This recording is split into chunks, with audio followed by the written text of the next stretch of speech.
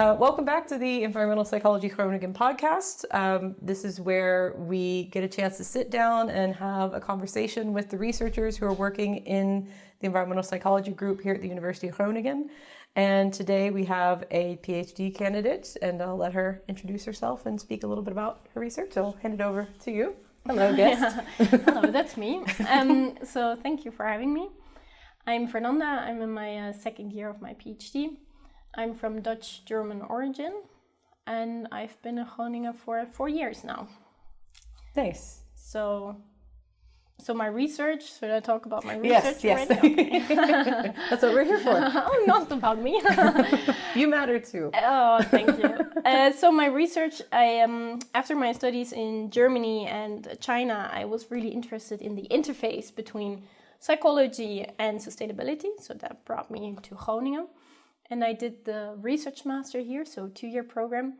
And there I specialized in environmental psychology. And I got super interested in linking psychology, very individual-based, to global complex challenges like environmental problems, including climate change. So that was what brought me to more social processes, from not focusing on individuals, but interacting individuals as a system and how this can contribute to either facilitating or minimizing or even benefiting the environment. Yeah, and that's what we're here to talk about. But before we go any further, we have also asked you to bring a plant with you that has some significance to you. So if you can introduce your plant and explain a little bit about why it's significant to you, you can put it here on the table. So what a coincidence that I just happen to have this one from earlier. This is a recovering plant in a mug. I used to have it in a smaller mug. It's from my it's a fly up here. I don't know. I guess that means they like it. It's a good sign, I think. And so I used to live in a student house with 2 roomies, and so this is a baby plant of my roomie. And my other roomie and me, we hated this mug, the prior mug. So we were always offering, do you want a cup of tea? And then we were offering it in the ugly mug. So then the other roommate decided that he would just plant a plant in there, and now this is it. And this is the bigger mug version. So I actually miss it because I used to drink out of it, and it's so practical. So. Yeah. I was like, I thought I recognized this mug from around the office. It's huge. Yeah. I need to find a pot. I don't know if I can clean it enough, but yeah. So this is my plant. It's a mug big enough to be a plant pot at this point. So yeah, that's true. Yeah. Also a mug big enough to not needing to run to the kitchen all the time. So. Also true. Yeah. Yeah. All right. Well, the plant can stay here with us during the conversation. But just to get back into your research, you were saying that you are looking at sort of the interactions between and among sort of different actors and how that can positively or negatively influence people's pro-environmental behavior. Are there some theories from environmental psychology specifically that you have been using in your research that can help explain, for example, why people adopt certain kinds of greener technologies? Like you've been looking at EVs in particular, but that's just sort of an arbitrary example of green technology. But what can you say about that and the theoretical aspect of that? So I think the broader theme is understanding the social and temporal dynamics. And what are those? Good question. So I think to break it down, what I'm looking at concretely, it's how does pro-environmental behavior spread across people, social dynamics, over time, temporal dynamics. Nice. Okay. Yeah. So it's, climate, societal transition towards sustainability is not something that happens overnight. No. So multiple stakeholders are involved, and this is a transition. So trends already include some time. But it's also when we're looking at multiple interacting individuals, this is also they're forming a system. So how does this system evolve towards another system? So I'm not interested in your behavior or my behavior or other people's behavior, but it's more about looking how can we facilitate each other in moving towards a different direction. So I think that's the social part of it. Yeah. And how does that connect to electrical vehicles in particular? Or is that really just like truly like pick a form of technology and see how people's behavior around that changes over time? Or so I think what your question beforehand was, what kind of theories do we need? So for example, we used to have very static theories, protection motivation theory. What is that? That are multiple interesting theories in environmental psychology that are not necessarily my subject of research, but it's more, so on a general note, you would have here the predictors and here the outcome. And then you would try to manipulate the predictors, see does it really make a difference in the outcome, and that's the end of the story. But this is actually not the end of the story, because once you change your behavior, does that even change your predictors again?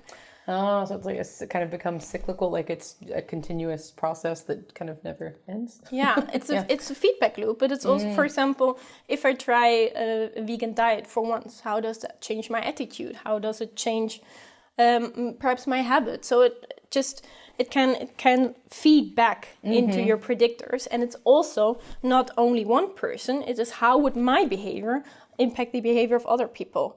So you let it run in a bigger context, and I think this is really important, because outside psychology, people often say that social norms can be the solution to environmental problems, which is fine, nice, but how do we even get there? Yeah, like how do norms come to exist in the first place, and how can they change? Yeah. So this is on a broader scale, summarizing it, that we need more dynamic theorizing, so a novel form of theorizing to be able to explain a societal transition, a large-scale transition to sustainability. Yeah, and that like explaining something that has already happened, or actually kind of being able to predict it happening. Yeah, I think especially explain it happening. So one way, so I can predict how a system will evolve, because it's a very complex interacting thing, and it can. You have had an earlier podcast, you have had a podcast about social tipping points. It's a very delicate state where you actually don't know from how does this weird living thing, how does it actually move in which direction. But it's important to take out some mechanisms and then see how do they work. For example, the social norms. Social norms, for example, I'm looking at descriptive norms. That is the extent to which you believe that other people are engaging in a specific behavior. And you can become motivated to adapt this behavior, because the behavior of other people seems a sensible way to act. And so this descriptive norm could promote pro-environmental behavior. If everybody would drive an electric car, I would be likely to also drive an electric car. But by driving an electric car, by adopting this behavior, you would also feed back into the dynamic norms. So then you get this rolling. And this would be something that could help to explain how this system evolves towards another system. But to get this one rolling, you need to build it up. So what gets this one rolling? So this is where I'm looking at. So it's not necessarily about when something reaches critical mass, but kind of about when individuals feel that there's enough of like a consensus that they feel like it's the thing to do. Is that a good way to describe it, or correct me if I'm wrong? Because those two things do interact, like you're saying, that's a dynamic sort of feedback loop in its sense, that you see what society's doing and then you think that is the societal thing to do. So then I'm likelier to do it. But then you are also another example for other people who would see that, and then sort of like a domino effect? Yeah, it can be a domino effect, but I think I'm rather looking at it that individuals can adapt pro-environmental behavior based on two reasons. That is A, personal, or B, social. But not everyone will have this personal reason. That was my beginning part from I'm not interested why you are doing it or why I'm doing it or anyone. Because not everybody might be personally interested. It's actually a privilege to being able to deal with environmental issues. But there can be other facilitating factors, and these are the social ones, that you do it without needing to excessively contemplate. And that the most often a very common behavior is also very easy to perform. So the social, and at one point, can people start adopting the behavior based on social reasons? So I think that's more the rationale behind it. Yeah. And what have you found is something that makes that tipping point happen, or like when something goes from being considered a minority sort of activity or like a niche to becoming more of a mainstream thing? Yeah. So going back, we thus need this large-scale change to combat climate change and other environmental issues, but often very high-impact behavior remains still in the minority practice. Like what would be some examples of high-impact behavior? For example, vegan diets is a impact, or also insulating your house. That also largely depends on your financial issues. Yeah. But something like recycling, for example, is something that's largely adopted, but might not be the biggest leverage we can have. Mm-hmm. And it's more explaining from the differences in this recycling used to be also a small scale behavior. So how did it turn from a small scale to a large scale? And I then look at 3 factors. That is environmental self-identity, the extent to which you see yourself as an environmentally friendly person, the descriptive norms that I explained earlier, to which extent do you perceive other people engaging in the behavior, and dynamic norms. Mm-hmm. That's a rather newly norms that is, I will explain it later. And I think the suspense. It's a cliffhanger. And I think the theories we developed, me together with my supervisors, that are Thijs Bouwman and Ellen van der Werf. We think that there are some people that might have a very high environmental self-identity, and they can become motivated to engage in the behavior, but probably not everybody if the costs are super high or it's not tangible, lack of knowledge, but there might be some. And these people, they are too small to be able to tip the overall descriptive norm. So this is a tipping point that lies more in the future. But these people, over time, they may be able to tip a tipping point for the dynamic norms. And the dynamic norms is a new concept, also coined as trending norms, that says that you're not only sensible to the information about the behaviors of others at the moment, but also about the change in behavior.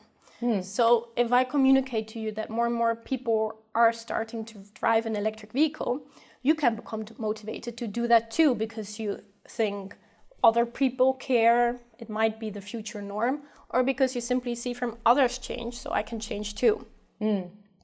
So this small minority may be able to tip the dynamic norm. And then the dynamic norm will also have this, similar to the descriptive norm, a mechanism which turns, because a dynamic norm, more and more people are engaging in the behavior. You can motivate the behavior, but by adopting it, you will also feed back into the dynamic norm. So this can start to roll. Until then, the descriptive norm starts to roll. Okay. So this is the entire process. Yeah.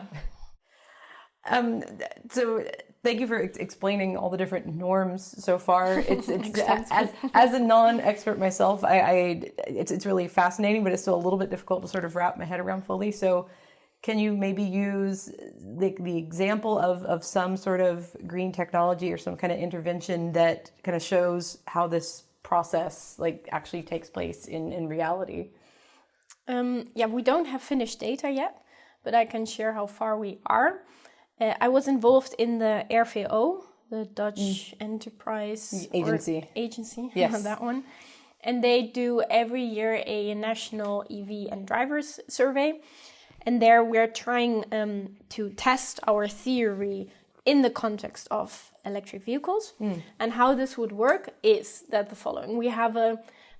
It's quite difficult because to really follow my theory, I would need to follow the diffusion of this technology for another 50 years probably, and I hope that I'll be done with my PhD by then. And diffusion means just like adoption throughout society, roughly, or? Yeah, the spread across people over time. Okay, yeah. There is a very influential theory by Rogers, diffusion of innovation, which I'm linked to, but it's underlying my rationale, so that's why I'm using the diffusion term, as if everybody would know what it is. We would start.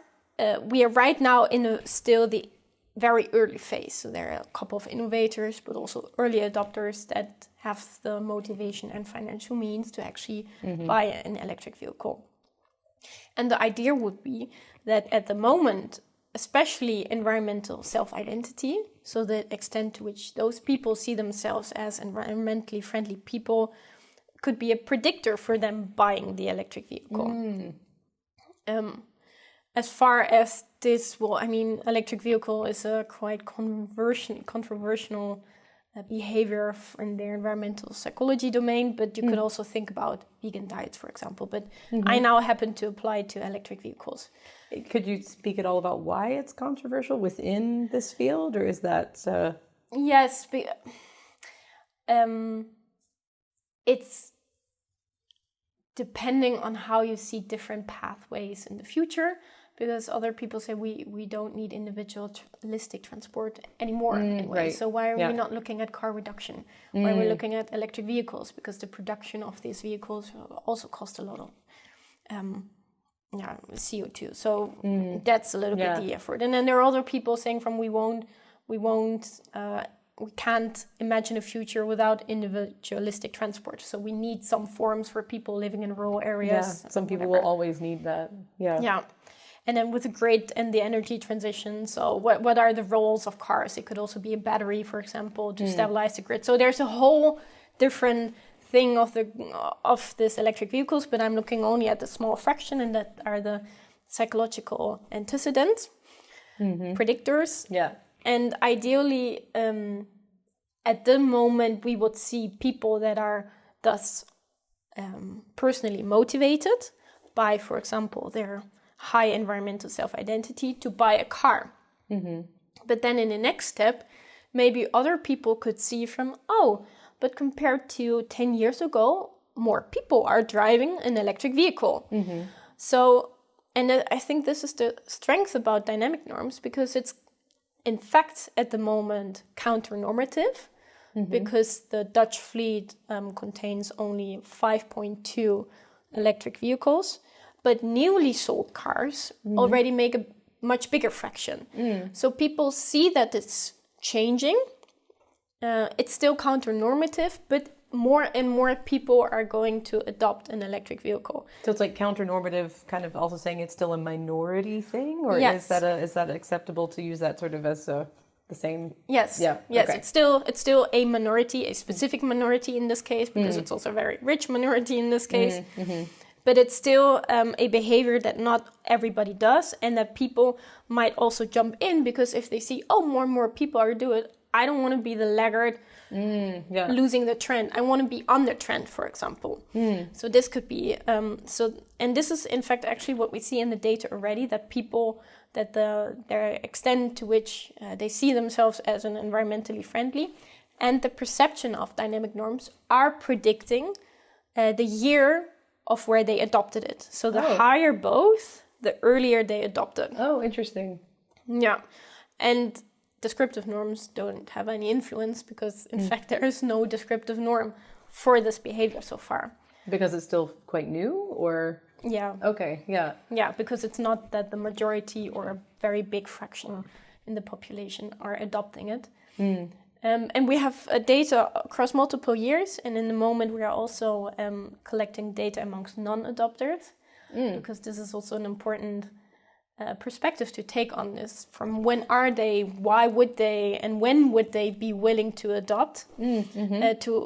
Because if you would see my theory, then trying to test it with only adopters would be just a fraction, the first part of the theory, whereas the other part of the diffusion, for example, you don't know. We can't follow it 50 years long. I hope. I don't want to, at least. But so it's a little bit difficult to test a dynamic theory with the empirical methods that we have so far. If that makes sense. I think so. So another thing that you had sort of alluded to before, sort of in talking about when the norms themselves change, like what are different social tipping points like, what are the different kinds of social tipping points, and are they different depending on which of sort of the norms or steps that you're sort of looking at in this process? So,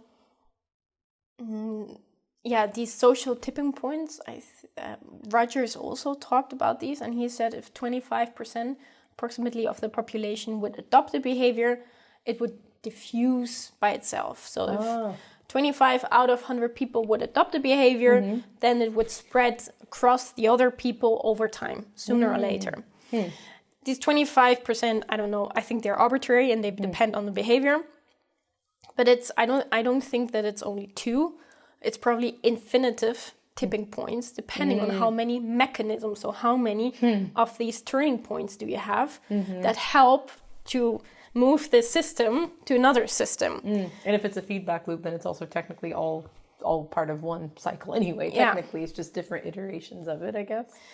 And because this point of a tipping point is that this system only it changes constantly, but at one point, one change which is not bigger or smaller than other changes, but one change is able to tip the system into a different state. So then the mechanisms start to interact differently.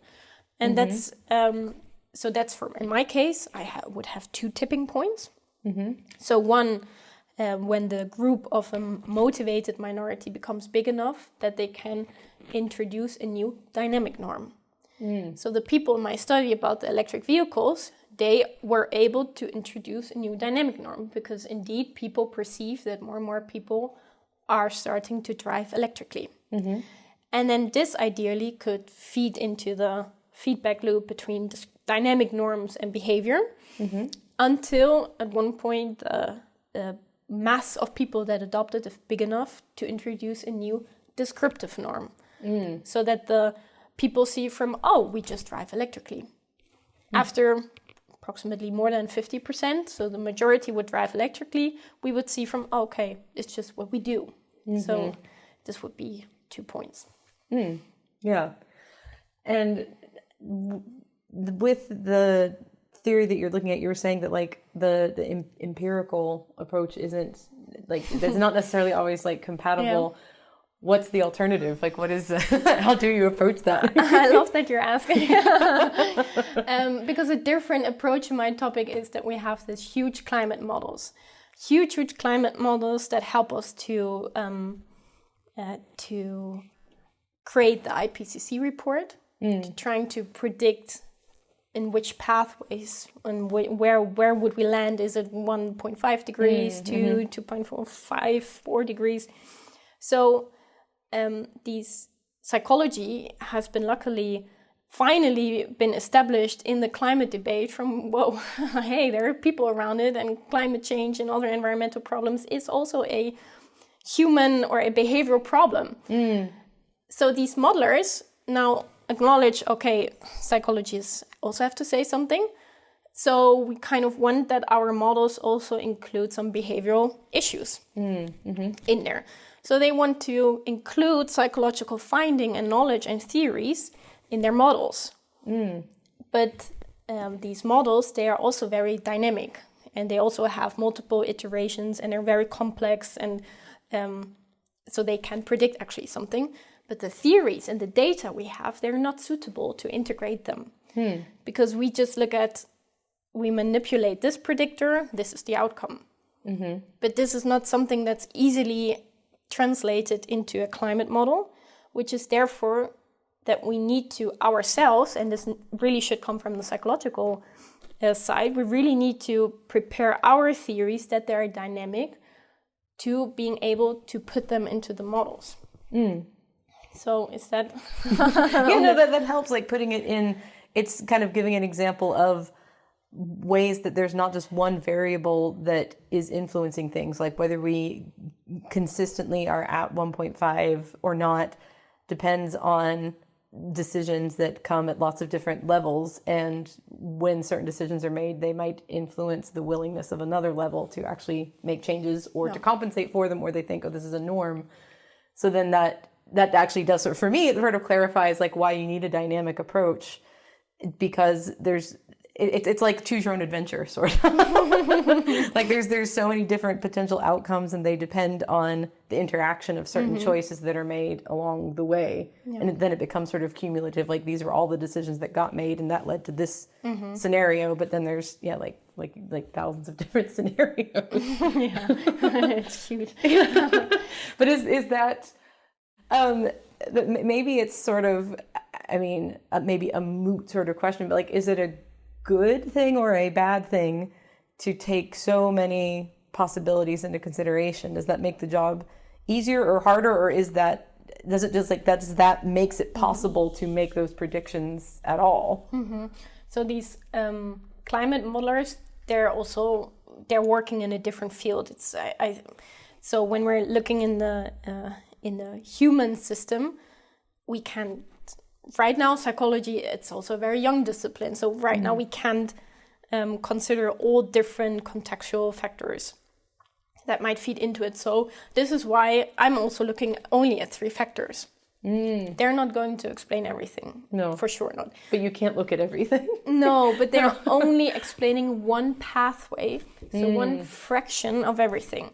So it's not a wrong fraction, or it's just a part of it. It's one of the options. Yes. Yeah. Yes. And there could be other, for example, it could be also other social and personal factors. You could also look at values or look at a different type of norms.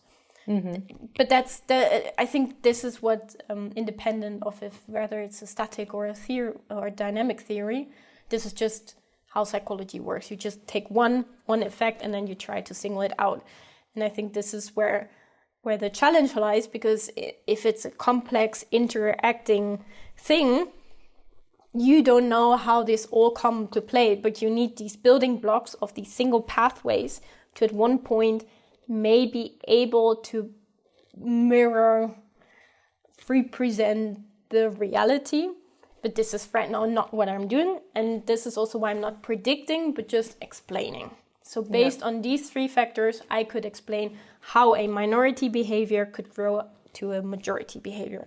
I'm not predicting that you will over 5 years buy your electric vehicle, but I'm trying to see if we have perhaps a fraction of population that starts initially with 5%, how long would it take? If we would start with 15% of this minority that is motivated, how long would it take? And how sensitive are you to norms? How long would it take?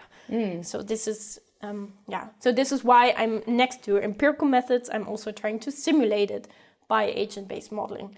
And what is agent-based modeling? Okay. So it's very different from what the climate modelers are doing. This is another far away. This is much more elaborated, much more sophisticated. They're working on, I would say, probably more concrete outcomes and scenarios.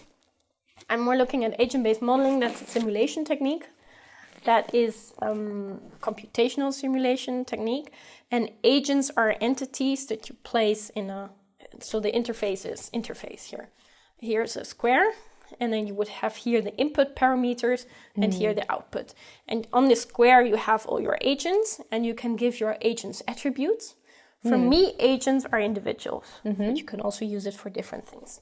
And then you say, okay, you differ on environmental self-identity, and then you let them run, and then you see from, okay, how quickly does it diffuse? Does it not diffuse? How many agents do they meet? And so this is a step next to, step ahead of my empirical data collection, is then trying to use this data to inform a model where you could try to see what actually happens if we let it run. So does it really diffuse, and maybe also grasping more the entire picture, I'd say. I don't know if this is like a useful way to summarize this, but it kind of sounds like making a character for Dungeons and Dragons or The Sims or something. Where like this person has this sort of attribute, and then they interact with this, and then you see what happens when they interact with each other and how they influence each other. I have no idea if that's helpful, but that's what brought to mind for me. Like character building in, like, if you're making an avatar in some sort of game, like what sort of skills do they have or what kind of personality or something like that. But that's probably oversimplifying. No, it could be. I think actually what I'm doing is much more simple because A, the graphics are much worse, and B, I think the characteristics they have, they're much more simple. So it's also important to keep it simple because you can't explain anything. So no. if you just science, you can't explain anything anyway. We're looking for new employees.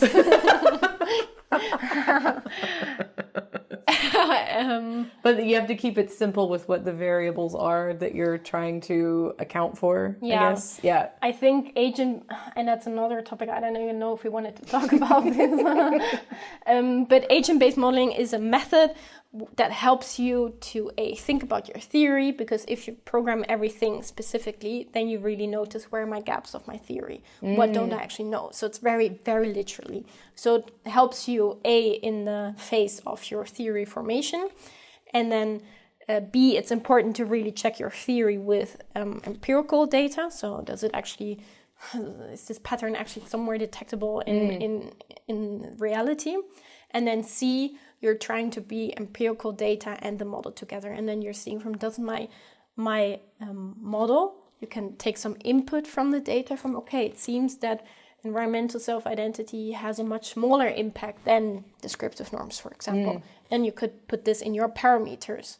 And then, but on the other hand, you could also see, okay, based on this different scenarios, does maybe some patterns correspond to what we see in real life, how long it took, or maybe the shape that, for example, initially very few people, then the majority comes, and then some people later will adopt it. Or is my model just from whoop, and then everyone decides? So then it would be an unrealistic model. So, and by this, you, I think, try to understand a little bit more, how does these mechanisms interact? So how could the system look like? So it's also very informative for the researcher itself, but it's also a good visualizing tool, and maybe a little bit the bigger picture tool, I'd say. Yeah. Thank you so much for your time. It's a lot to take in, but that's really interesting. Like, you're doing more theoretical, dynamic sort of stuff than a lot of the other things that we've talked about, but it's also nice to show the full range of what is happening. And this is a very sort of new aspect, so that's also exciting, and it'll be interesting to see what your results are. But thank you so much for your time, and I think that's it. Thanks for having me. All right, thank you. Yay.